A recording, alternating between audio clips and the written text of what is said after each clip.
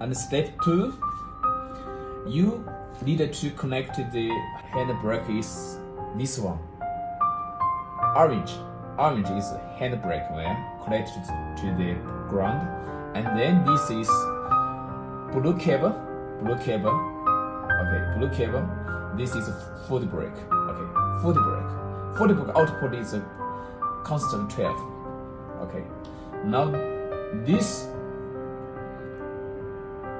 output, start output signal negative, default signal is negative.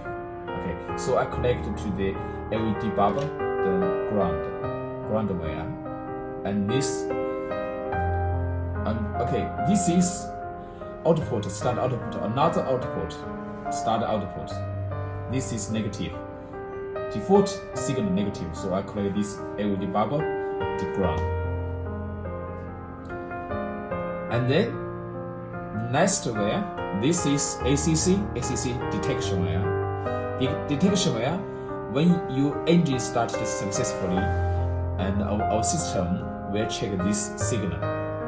If our system check the ACC has power, and then our system never start again.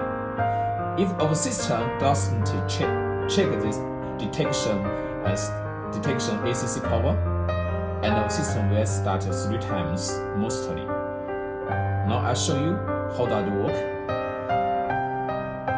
Press this button 3 times. Work. Okay. 1, 2, 3. Okay, good. Also, this is yes. Start 1 time, and then you will wait the second time. Yes, second time, and then you wait the third time. Yes, good. Okay, it ensures the most successful rate. And this. Okay, let me try again. If I connect this ACC cable to the car ignition ACC, and it will only start 1 time, never start 3 times. I show you again. 1, 2, 3. Okay, start. Okay, start. I touch the 12.